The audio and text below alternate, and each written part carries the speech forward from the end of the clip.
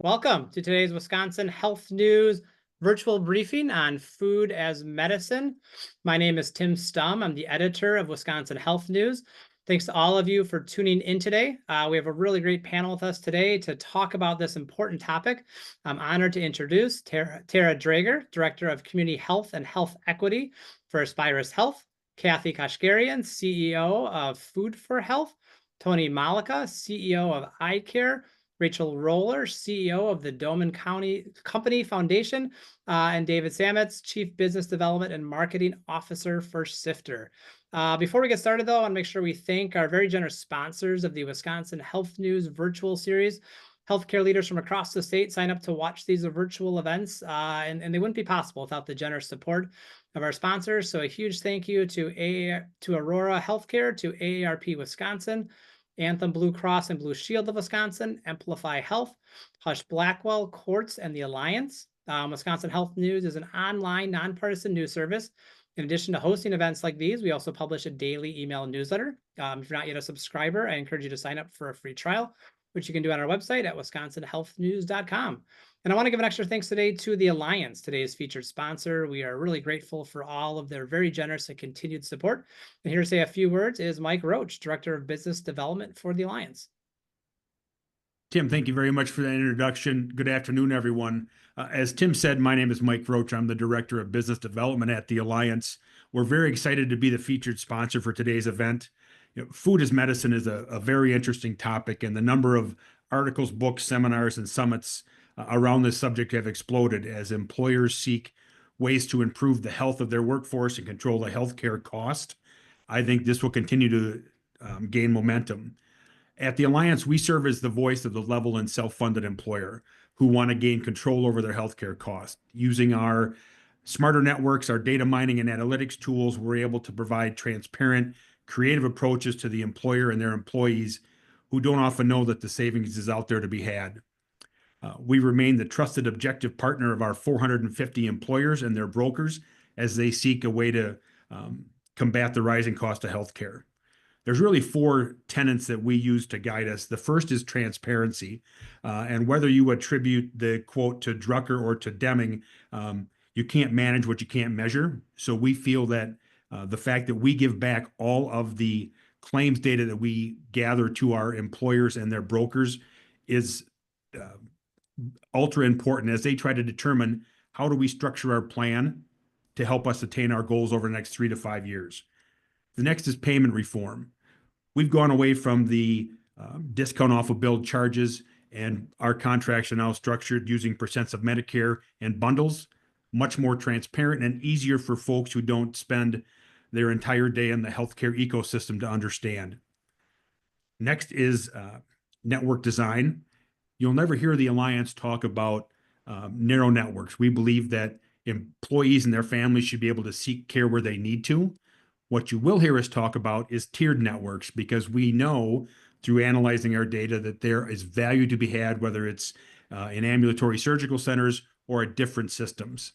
The last thing is benefit plan design. A number of years ago, what we saw was an escalation of the high deductible health plan. We're starting to see that change. We have a number of our employers who actually now have put in 0 tiers, where if employees go to the providers that bring that value, they don't pay a dime for it, helping to control healthcare costs and making for very happy employees. With that, I'll turn it back over to Tim and want to thank Wisconsin Health News for letting us be a part of the event today. Well, thank you, Mike. And thanks again to the Alliance for all the generous and continued support. And thanks to our panelists for sharing some of their generous time with us today to help learn about this exciting and emerging topic. A growing number of healthcare providers and payers are promoting healthy food to prevent, treat, and manage disease. But good nutrition isn't accessible to all, including some communities who could benefit the most. Funding, limited vendors, and lack of provider training are among the obstacles standing in the way. So we're hoping to learn more today about what's driving the food as medicine movement and discuss what is next. And Rachel, let's start with you. You've done a lot of work on this issue. You're working on this issue nationally through the Dohmen Foundation.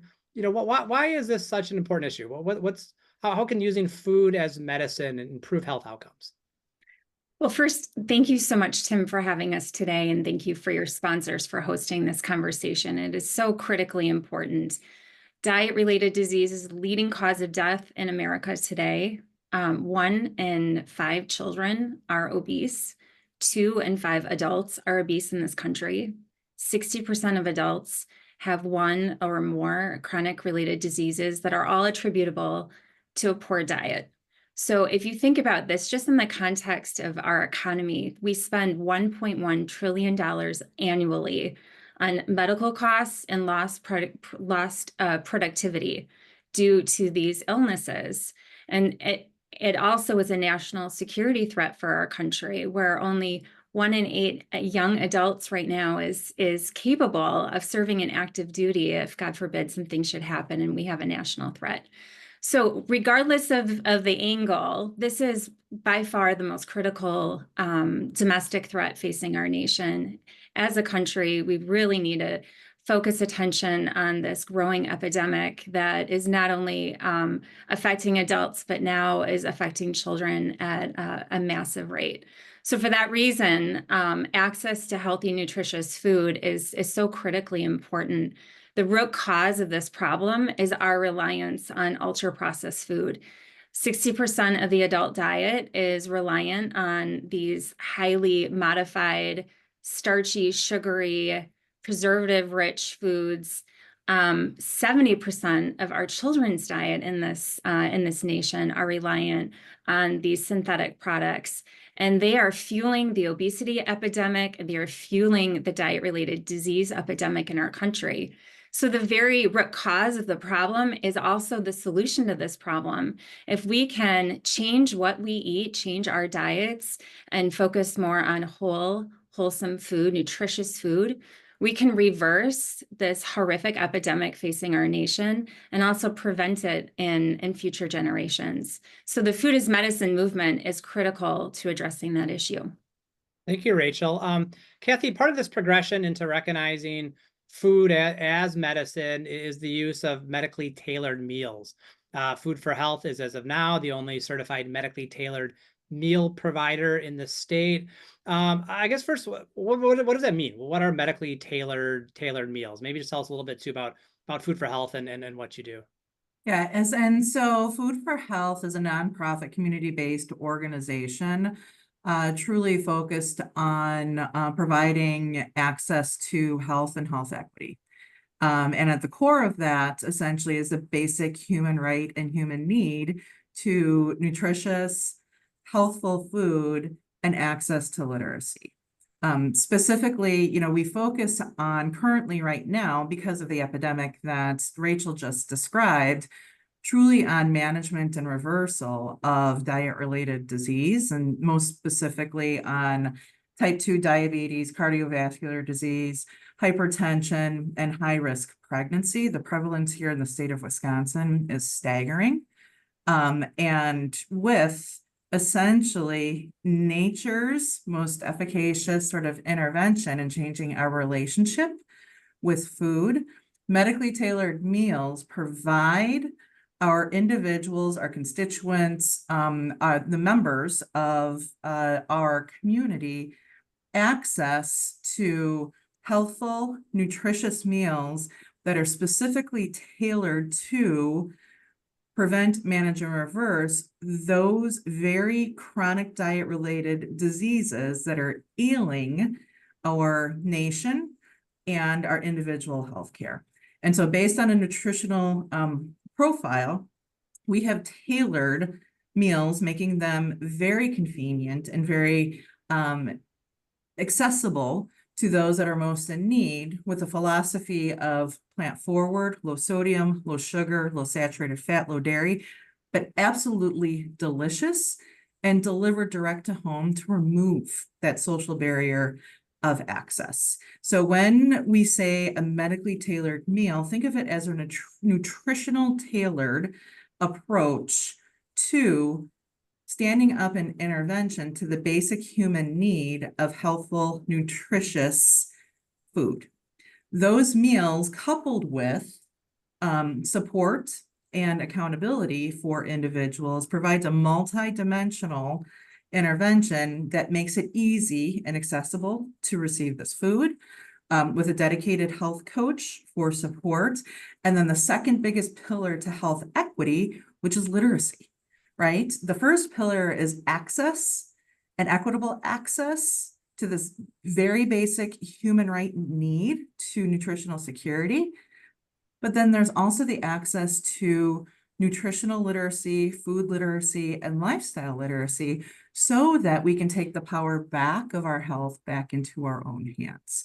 So think of a medically tailored meal, not to replace traditional healthcare, traditional pharmacological interventions, but it's an and to support a health journey and to change our relationship as it relates to the trend that we're seeing with America's and Wisconsin's relationship with food. Thank you.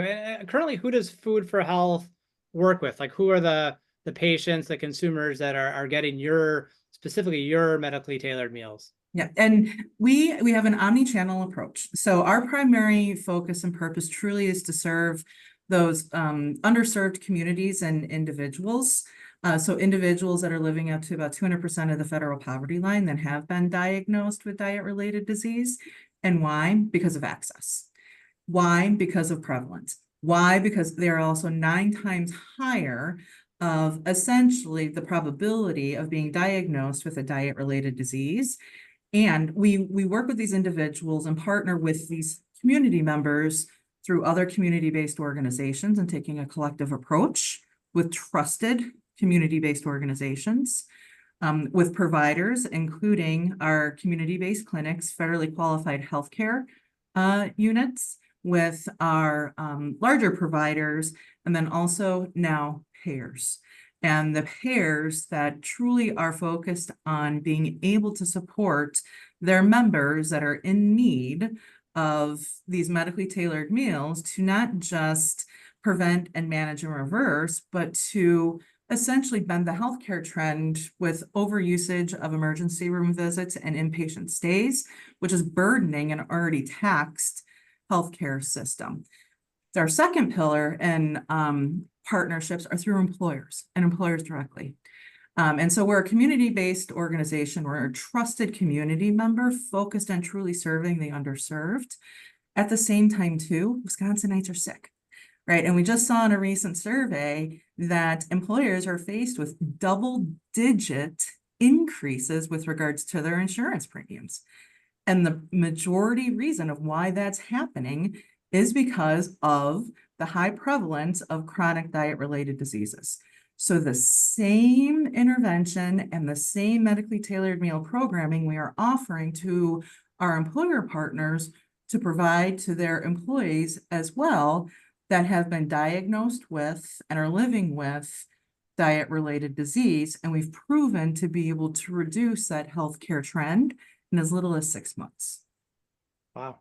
And how, like right now, how is this paid for? And I mean, how does that vary based on, who you're working with? I'm assuming the employer is paying for it for their employees, but as you work with providers, how is this all funded?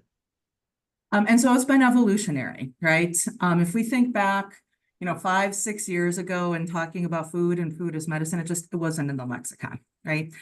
So I got to give credit and kudos, right, to the ecosystem. We are still very heavily dependent on philanthropic support.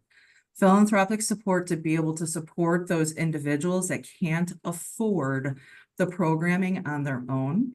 However, I want to give a big shout out and kudos to the state of Wisconsin, so DHS and our Medicaid department, because of the fact of the recognition of this need, the value, and the basic necessity to be able to not only support healthy health outcomes, but to bend the trend with regards to our Medicaid spend. On an annual basis, Wisconsin is spending $1.15 billion a year in Medicaid dollars on chronic diet-related disease. And so now, at the hands and the advancement of DHS, our state Medicaid office, and a big shout out to our payer partners here located in the state of Wisconsin and Food for Health, we have been able to advance a successful in lieu of service for medically tailored meals that will be reimbursed through Medicaid funding. So we're still heavily dependent on philanthropic support. There is relief with regards to Medicaid reimbursement. There's provision with Medicare Part A. And then from an employer perspective, the employers currently are paying for the programming and the employee benefit out of their administrative budgets. If I were to have my magic wand and a bailiwick, we would also start to see the conversion with regards to commercial plans and commercial plans adopting reimbursement for meals and medically tailored meals as a covered program and service under commercial plans as well too, so that employers could fully adopt this and not carry the burden from their administrative budget. Great, thank you, Kathy. And I do want to get more into the upcoming Medicaid demonstration project, but first I want to move on to Tara. And Tara, tell us a little bit more about what you're doing at Aspirus. Among the things that I think is so interesting about what you're doing at Aspirus is that this isn't necessarily a new program. You guys have been running a what you're calling a fruit and vegetable prescription program for almost a decade, maybe a little more than a decade now. So tell us a little bit more about this program and how it came to be. Sure. So we started our fruit and veggie prescription program around 10 years ago. And it really was in response to increasing education and awareness around local foods.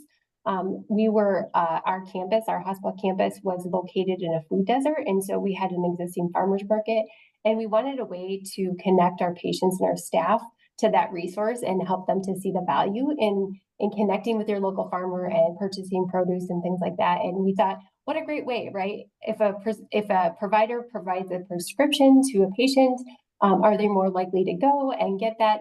And so we spent the first couple of years of the program working with a local university to understand how to structure the program, how to make it accessible for staff, for patients, for the farmers, and what value would prompt people to actually go to the farmers market. If you can believe it, right? A decade ago, farmers markets were not as popular and not as well attended as they are today. So that was really our goal back then. Fast forwarding, we understand that connecting patients to local foods is really important so that they understand where their food comes from. They're eating whole sources of food. It's better for your body. It's better for, patients that are experiencing chronic conditions and other disease states.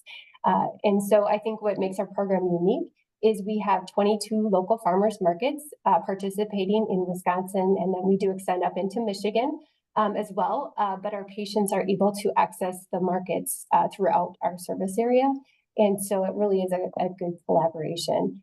We run this program out of our care coordination team, so they have multiple touches with the patient. So what probably makes the program more successful is that they're getting that ongoing conversation and education with their care coordination staff member. And so they're able to ask questions, they're able to get resources beyond just the food itself. So when they go to the farmer's market, they're going to get that $20 in tokens, but then they can come back and work with a member of their care team to really talk about what is beneficial, what is working, what is not working, how can we pivot. And so I think, we've had some success with patients loving the farmer's market, finding out they love new foods that they never tried before. Their kids love new foods that they never tried before, and really helping them teach them how to cook. And things, how do you pick the produce at the farmer's market? How do you cook the produce at the farmer's market? And so we've involved our dietitian and our care coordination and our physicians and everybody in this program to try to wrap around and provide those resources and sources of education for our patients. And then, because we've seen the value of this, we've listened to our care team, and a lot of our patients, because we serve very rural communities, don't always have access to the farmer's market. And so we've expanded into the footprint of home delivered produce boxes as well. And so exploring that medically tailored meal as well, as we see an uptick in chronic conditions and diabetes and just the overall health of our patients. So very much something that's needed, right, to have that conversation with how do we empower our patients to take care of themselves so that they stay healthy, and then how do they teach their kids, right? Because if they're cooking a bunch of processed meals and giving their kids processed snacks, that does impact the way that kids view food as well. So how do we create that different conversation to say, locals better, whole foods are better, and you yourself can prevent some of these diseases, or you yourself can make yourself feel better. Thank you, Tara. And who's eligible for this? Are you targeting certain diseases, or who is able to participate in this right now? Yeah, so based on what we've heard from our care team, we kind of keep it broad. So we also are screening our patients for those health-related social needs. And so we've expanded into food insecurity, but then also disease states. So if they have a chronic condition or diabetes, they're eligible for the program, but also just that lack of access and food insecurity in general. So we've really tried to broaden and support our patients the best way that we can. And thank you. And have you tracked yet? Do you have any kind of metrics yet on kind of the impact this has had on overall health outcomes? Yeah, so the first 2 years we were able to pull patient health outcome data.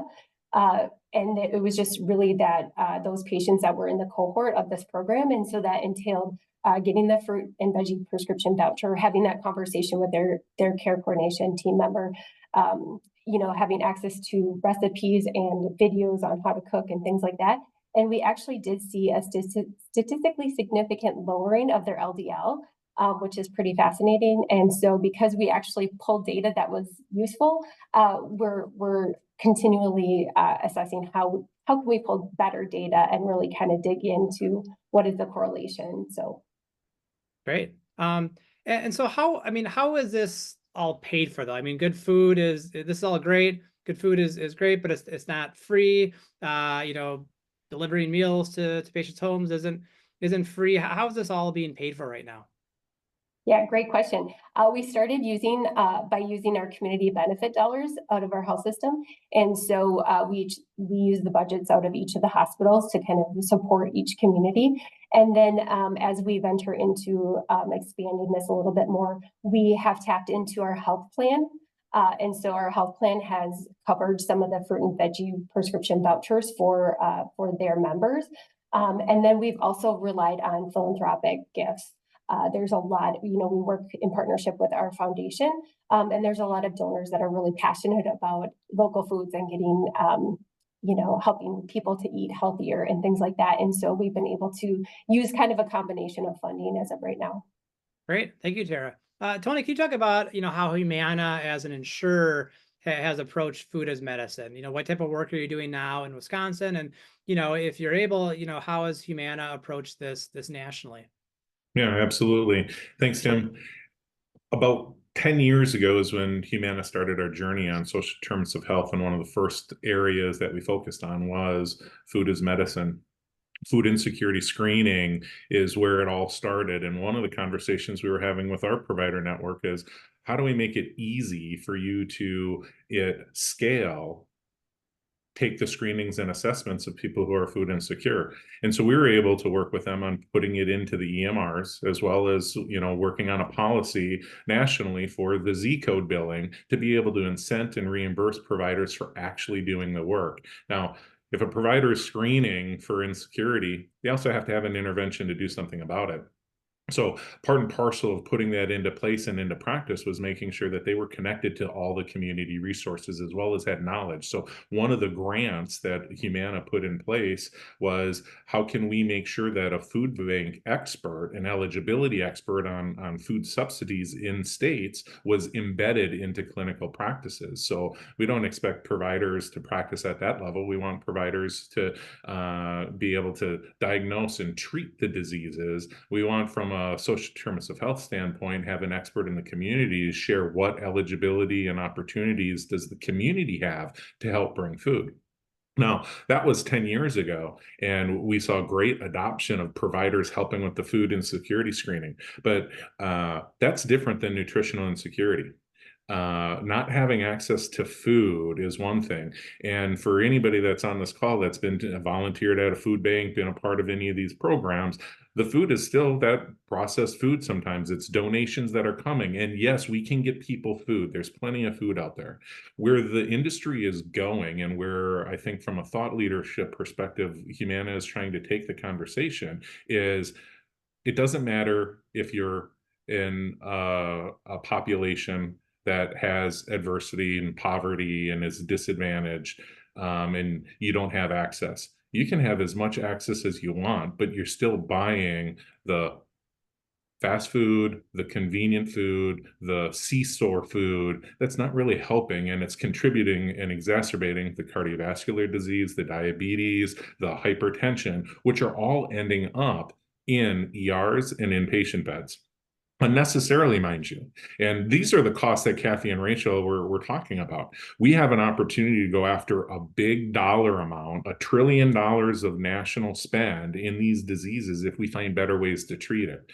And so I'll bring it down to the Wisconsin level now. We've been participating in, I believe, one of the first ever pilots in the state of getting our members who are screening as nutritional insecure into programs that teach them not only here is the food that is healthy and nutritious, it's medically tailored, you meet with a dietitian, but we then teach them how to keep continuous. So this program lasts several months.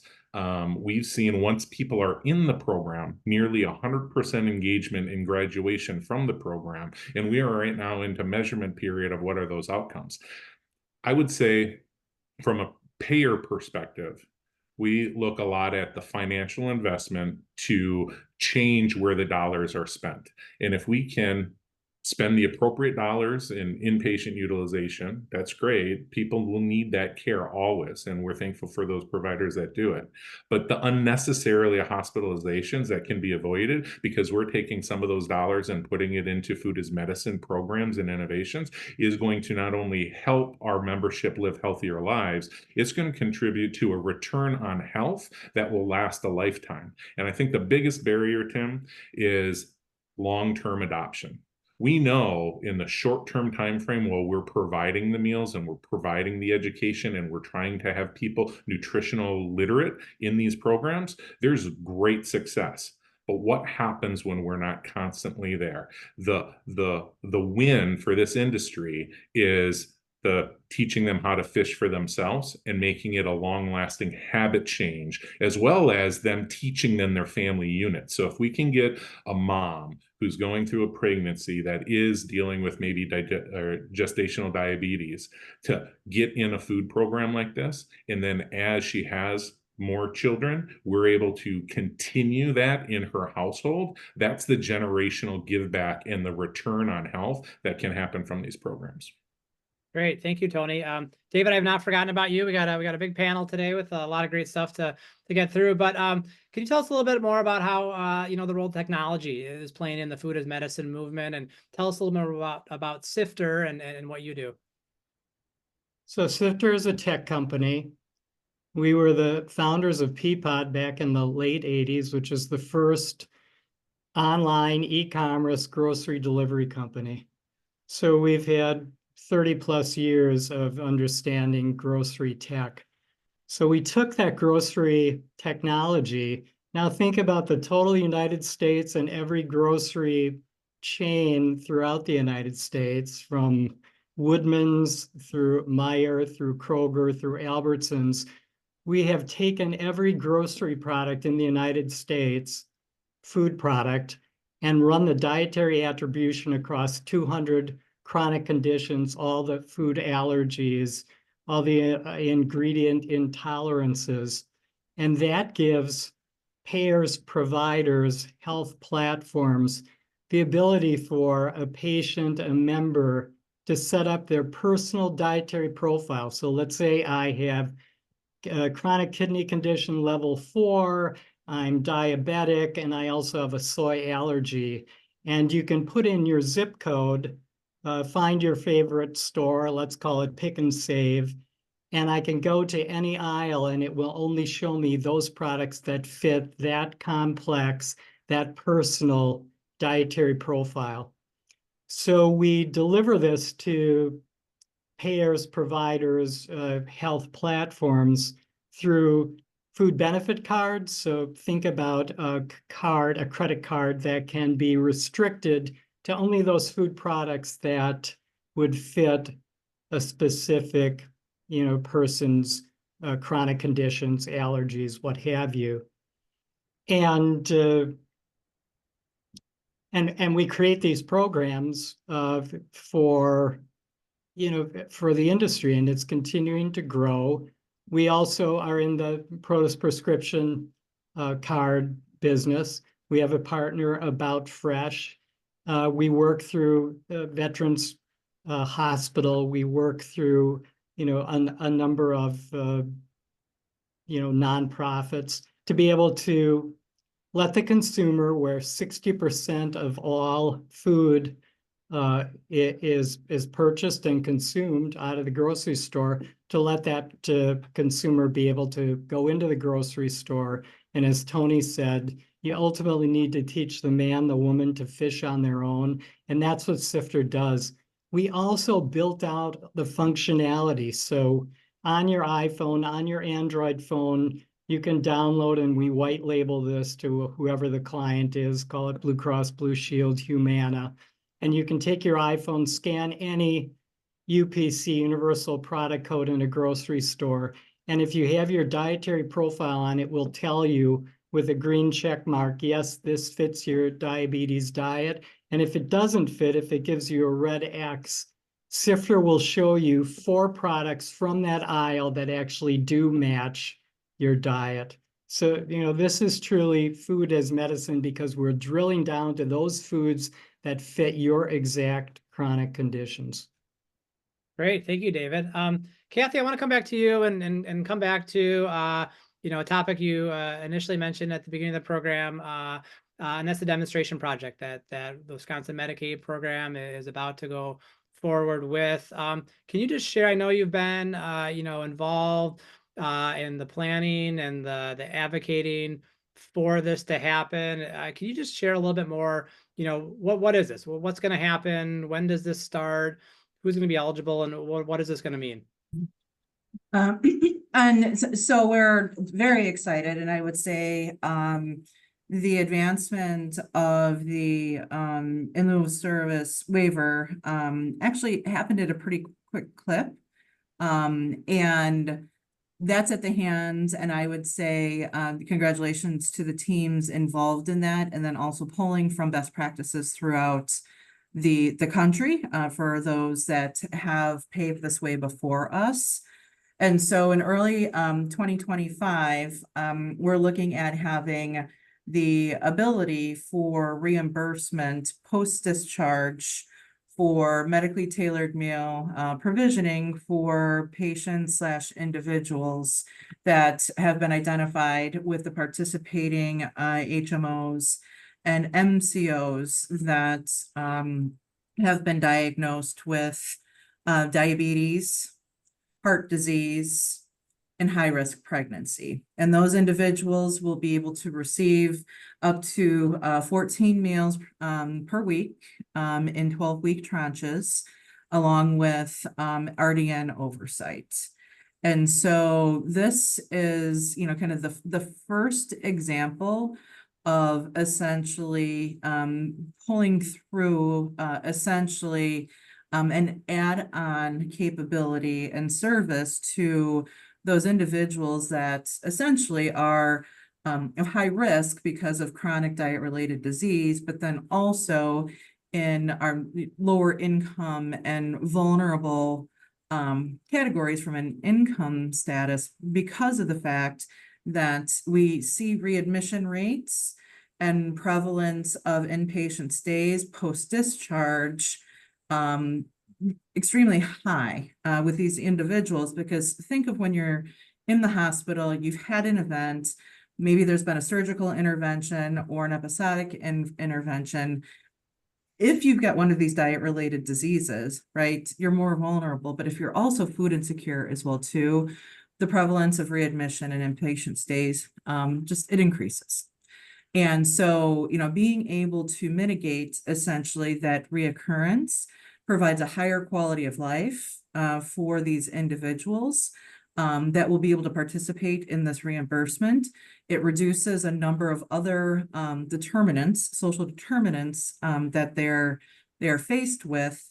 And thus, measurement of not just reduction in readmission rates and inpatient stays post-discharge, but then an increase with regards to quality of life, with regards to removing barriers of other determinants, and then setting the pathway for what's next relative to the next steps, relative to normalizing the concept and democratizing the concept as food as medicine.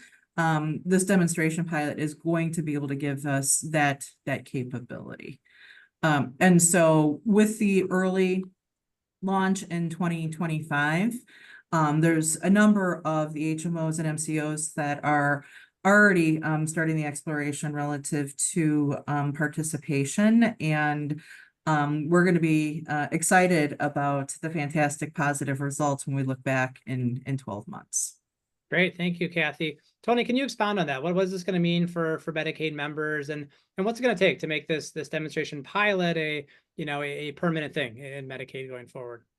Yeah, thanks. I put a finer, so I agree with everything, Kathy, that you shared. I put a finer point on the reimbursement. It's technically allowing us to put in our claims the cost of what the food for medicine programs actually are. And historically, without this in lieu of service benefit being demonstrated next year, it was all admin costs. So think of it from a standpoint of billing an invoice and being paid with an accounts payable check versus billing a claims and encounter through some type of a CPT code. That allows us to do so much with data. And from a provider standpoint, from a payer standpoint, from all the community partners that are going to participate, this allows us to really put the return on health into a data collection. We were able to see somebody's discharged from a hospital. We know why they went in a hospital because it's in the coding. We know why they came out. They now met with a registered dietitian. They now are on a food program.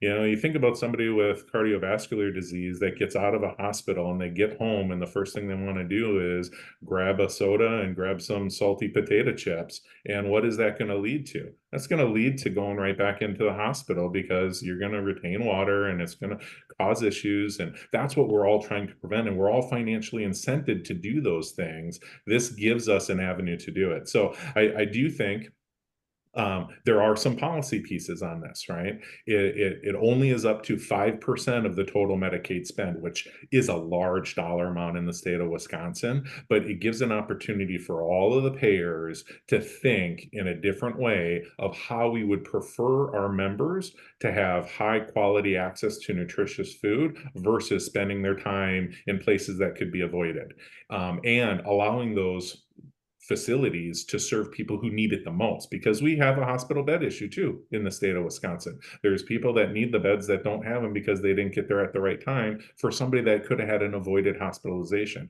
So there's goodness all around from being able to support this. And I believe many of my peer groups are looking at how this helps drive our quality scorecards and quality standards in the state of Wisconsin. We're not the worst in the country, but by all means, we're not the best, and we have an opportunity to improve, especially with those disadvantaged populations, maternal health specifically. So I just think about how's it going to grow? And I think that's the last question there, Tam, is we're going to stabilize this through data. We're going to show and prove out that there is value here, because from a financial standpoint, we're going to spend a portion of money on meals, which is significantly less than hospitalizations. And we're going to be able to think about, where do we want to grow it to? What other populations or what other eligibility categories could we get to next from a food as medicine perspective? And I think the state and DHS is really interested in looking at the data, hearing about innovative ideas, and where could we expand to. But this is a first step into the in lieu of service program, and it does have to follow many federal guidelines and reporting requirements. Great, thank you, Tony. Rachel, this is just kind of one foray into this that Wisconsin is taking. Other states are taking different approaches. As I mentioned, you were looking at this topic and working on this topic at a national level. Can you just talk a little bit about what some other states are doing through their Medicaid programs? Sure, I'd be happy to, Tim. So I share Kathy and Tony's appreciation to the state of Wisconsin for joining the 16 other states that already have adopted or currently have pending plans to adopt coverage for food as medicine interventions, such as medically tailored meals, medically tailored groceries and produce prescriptions, for instance. So there's just a lot of really exciting innovation occurring at the state level through the Medicaid program. What I am most excited about is that states are taking a holistic approach to this issue.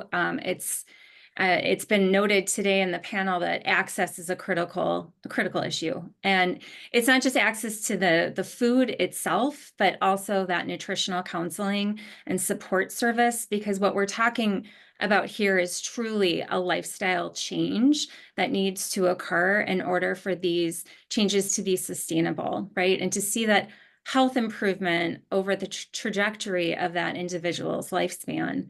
So I think that the selection of this panel is so so ideal, because we're talking about the meals, we're talking about changing where you're grocery shopping, for instance, with Tara and the great program that they're supporting. You're also, technology plays a critical role in this work. David representing Sifter and empowering consumers to make the right healthy choices. That is all essential in order for us to really curb this growing epidemic in our country.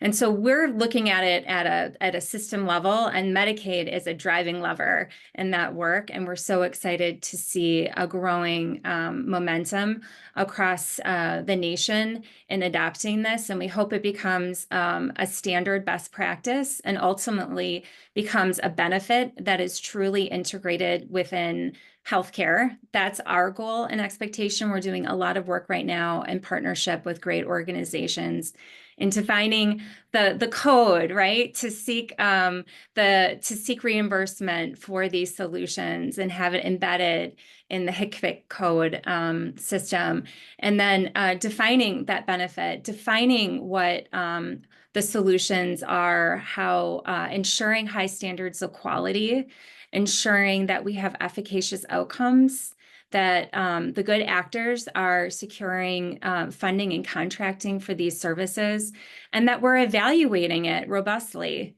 And that's where right now the foundation is really, really focused. And we're hoping that, I think Kathy had noted this earlier, that this uptake in acceptance within the Medicaid program also leads to Medicare innovation. There already is some flexibility and accommodation for Medicare Advantage to cover some of these types of services as a supplemental benefit, but we really don't feel like that goes far enough. And we're very supportive of Medicare adhering the same standards that states right now are innovating on through their Medicaid programs. And then ultimately, this becomes a practice within insurance as a whole, and we have the self-insured employer market and commercial market adhering to these the standard as well. And our view, that is what's really fundamentally essential to curb this access issue that we're facing as a nation in terms of addressing food or nutrition insecurity and those behavioral health supports. But I just want to go one step further, because I think that there's so much good work that's being done in terms of access. But if we don't raise awareness to this root cause of ultra-processed food and really changing behavior and really ultimately driving demand for healthier products and the reformulation of our products in our country, we're really limiting the potential to curb this epidemic. And so a lot of time and effort is being spent right now at the foundation and working with partners to raise awareness of this issue and also empower consumers to make the right healthy choices. Great, thank you. David, as we move forward on this, and you work with, as you mentioned, health systems and insurance companies and others, what do you think is preventing further adoption? What do you think is preventing further progress of this idea that food can be medicine?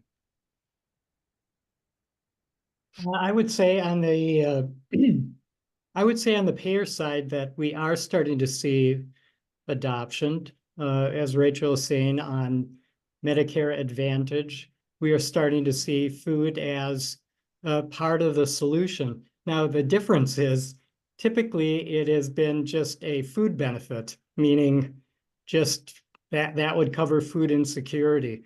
But what we're doing with Sifter is now we're able to work with Medicaid, Medicare Advantage to make that a specific either healthy food, or some of the dual special needs plans that we're working with are coming to us saying, we want a food benefit card that is going to be specific to diabetes, specific to hypertension, specific to chronic kidney disease. And when you can create these very focused granular cards and you put those, call them credit cards, in the hands of members, guess what? They go to their grocery store, they, get the produce, get the, specific grocery products down to the UPC level that fit that chronic condition.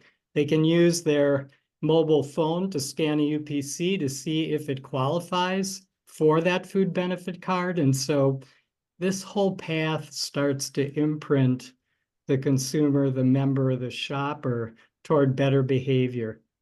So, we're also working with USDA on the SNAP program, because as all of you know, SNAP, which is, a food insecurity card, that card pretty much covers everything in the grocery store. So what are the number 1 and number 3 most purchased products on SNAP? Soda and snacks. But so Sifter is building in the technology into the SNAP benefit card that when a user goes to scan a snack, Sifter will show them and point them to the healthy snack that would meet their specific families or their personal health needs. So all of this is, all of the things that we're discussing are part of a total ecosystem. Sifter is focused on, the national network of grocery and helping people find those foods that fit their specific, diet and their specific health needs. We also have, to Rachel's bringing up ultra-processed foods, we actually have an ultra-processed filter that if someone turns on that they want to avoid ultra-processed foods, they can, scan any product and they'll know if that product fits that specific diet. Thanks, David. Kathy, as more progress is made on the food as medicine movement, what is the goal? I mean, what does good look like for food as medicine? And what would you say are right now the main hurdles to getting there? And so, looking, 5 years from now, this would be just a normal part of the lexicon, right? And, food as medicine would be, essentially as easy as, a script in a provider's office. The understanding and education with regards to the benefit of food as medicine as an and therapy. It doesn't have to be an either or. The next area would be that essentially, the reimbursement and the funding and the adoption of just whole person health and whole eating and getting back to where we were at back into the 1950s and 60s. That would be the end goal relative to essentially curbing the epidemic. And it's going to take, essentially these sorts of conversations, practitioners that are on today's call, the belief system with regards to standing behind it for the funding, and then a bit of policy reform as well too. So should be normalized, absolutely normalized. And so that's through, to David's point, SNAP benefits, right? And to be able to incorporate, healthful food options as the priority, and then potentially healthful meals. The same thing with WIC. To Rachel's earlier point, with the epidemic that we have with obesity rates in our children, getting upstream to be able to start to prevent essentially the epidemic before it becomes a problem. So in 5 years, to me, it's about normalization. and being able to have what I would say engagement across all sectors. And what would right now, Kathy, you work with a lot of payers and providers, for the ones you aren't working with, what do we think is preventing them from doing more? I mean, what do you think are the main hurdles that exist right now to getting to that vision of 5 years from now? Well, there's multiple, right? Much like, our provider system as well too, our payers are balancing multiple priorities. And so, first and foremost, essentially, there's many payers out there that do have a focus on their members, member health, health equity, and return on health as a priority, but then being able to balance that with essentially the appropriate amount of investment as well too. And so relative to, essentially, the barriers, being able to find that balance very specific to that member population, because every population is different. The education, and I would say the standard definition, and then a consistent quality standard that then will result in the efficacious outcomes is absolutely critical. And then reporting, right? So technology, David hit the nail right on the head, is in the same with Rachel. Technology plays a real critical factor in this movement to be able to collect the data, to report out on the data, to be able to meet participants where they're at with a high touch, high tech approach and making it easy, but then also to be able to report out on the outcomes. And so that area relative to the current movement is a line of sight that we can't lose. And that we need to ensure that there's also consistency, not just in the definition and standardization relative to the definition of food as medicine and medically tailored meals, but to the data, the reporting, and then the assessment relative to the efficacy. Great, thank you. Tara, what do you think is going to be needed to scale up these efforts, to make it a bigger part of, an even bigger part of a health system like yours, and a bigger part of other health systems? Yeah, I think that's a great question. I think at a time when we're being asked to do more and more with less and less, it's really difficult sometimes to stop and think about what does the bigger picture look like, right? I think we talked about outcomes a lot today. If we want to reduce length of stay, and we want to reduce readmissions, and we want to, add to all of that, I think we're going to have to look at going upstream and how do we look at this a little bit different. And so I think, some of the things that hospitals are being required to do, like asking our patients about their social needs, and referring to community resources, I think we're going to be, we're going to see some shift a little bit in the way that we think, in the way that we have conversations with patients naturally, just through some of that work. But I think partnership is a really big thing, right? The medical world is really fast paced, right? We see a patient and we want to treat them, and we want to, see them heal, but kind of in a fast paced world, right? But how do we build that partnership so that we can have that conversation, and we can start to see long-term effects, right? That we say, what do you need to be successful? What are the barriers we can remove? And how do I connect you with the right partner? I think that's a big piece of it. We're seeing a lot of patients that are sicker than we've ever seen before. And I think this is, Rachel, to your point, getting to the root cause of what's going on, and how do we change this, is just going to take time and kind of education. And I think the outcomes are going to be really important too. Taking the time to really understand, if somebody changes their diet, what does that do? And what, do we see less readmission? Do we see longer or less, shorter lengths of stay and things like that? So I really feel like it's going to be that partnership that we see, and kind of changing the way that we approach our staff as well, to say this is a resource for your patients. We're going to help build that connection and that resource for you to help your patients, so that you're not the one that has to have that. Individual behavior change is really difficult, and I think, right, that's a little scary because it takes time. But if we do it together, I think we can be successful. And what about Tara? What about the funding piece of this? I mean, to really scale this at a larger scale, is it going to be sustainable to have? I mean, is this something that as you mentioned, health, as a health system, you've invested in this to get it to be bigger. Is this something health systems are going to have to pay more for? Can we have so much reliance, as other panelists have mentioned? So much reliance on philanthropical support. I mean, to really kind of take this to the next level, where's the funding come for all this? Yeah, I think it's really embedded in the conversation today. I think, policy and advocacy, getting payers to support this movement. But I also think, we're at a point where we're paying a lot of money for sickness.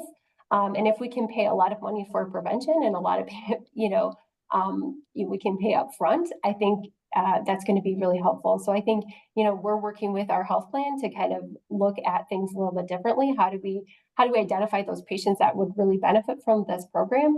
And how do we get them enrolled in the program and pay up front to get them, healthy foods, and to teach their family how to cook, and to teach their kids how to eat healthy? How do we do that instead of paying for a chronic condition later on?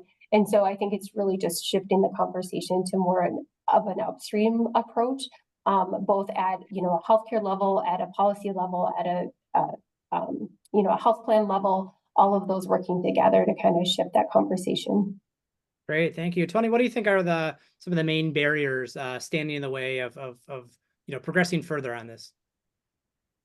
I think we talked about it a little bit. It's this adoption. We've got structure in place now. We've got policy. We've got many organizations that are helping us with access.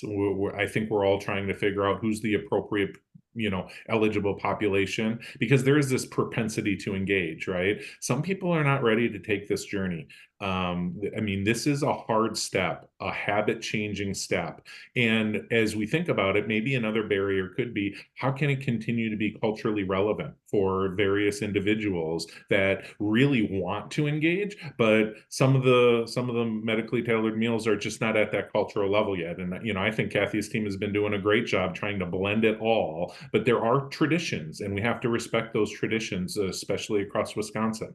But ultimately, the final barrier is going to be on the measurement and seeing the success of how do they adopt it post being in programs to continue that habit change.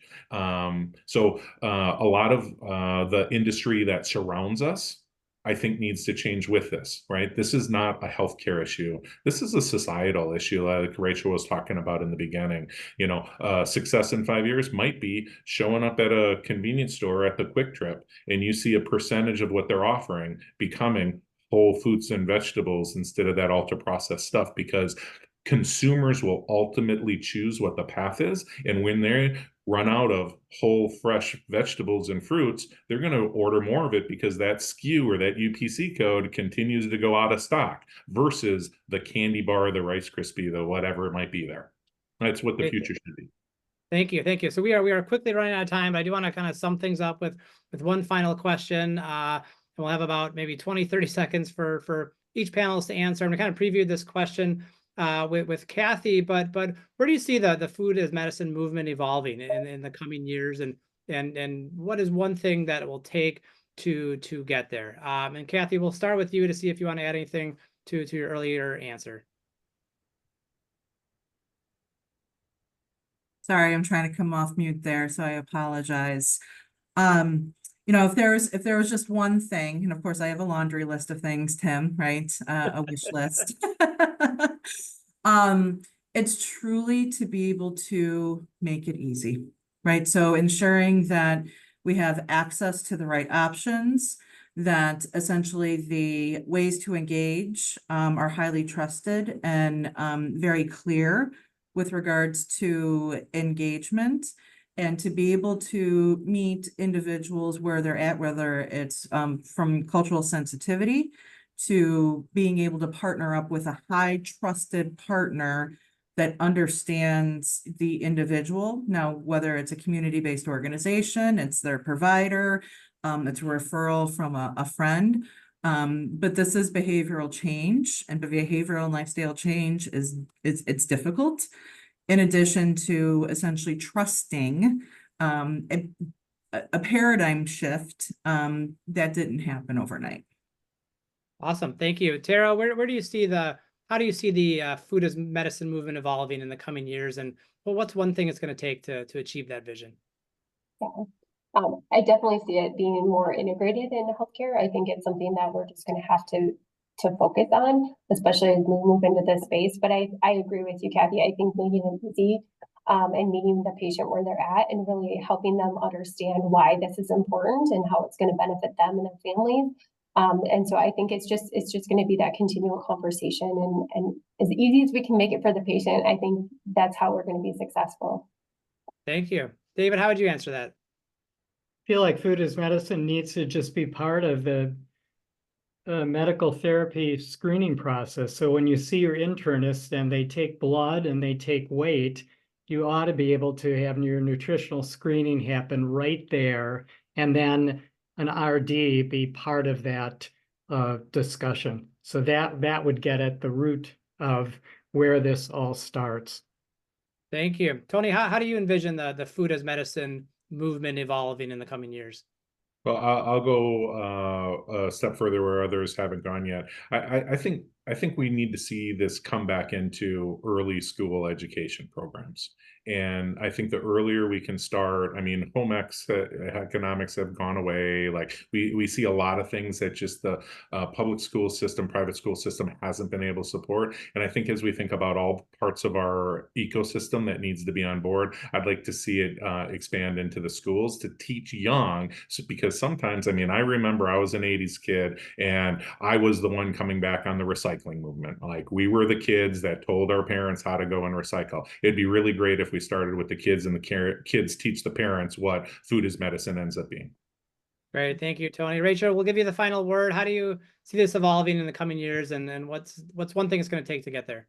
Yeah, I agree with every other panelist comments, especially yours, Tony. We are taking a very holistic approach in thinking of the definition of food as medicine and thinking very upstream to kids. And I think that kids can be the change agents in their family units. And if you empower them with the right food education and nourishing meals at school, great things will come, which is why we're supporting a lot of initiatives right now that are focused on those 2 points in the school system.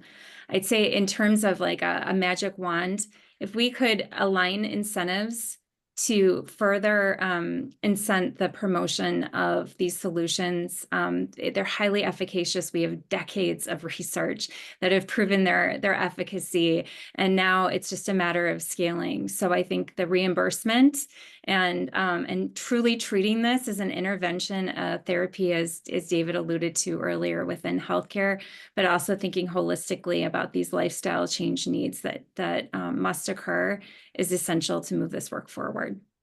Excellent. Well, thank you all. I wish we had more time to keep talking. We'll have to do this again soon. But thank you all for participating. Thanks to our generous sponsors for making this possible. We'll be back in person for our next event on November 12th in Madison for our annual Insurance CEO Roundtable. I hope to see you all then. Thanks so much. Thanks, Jim. Thank you, Tim.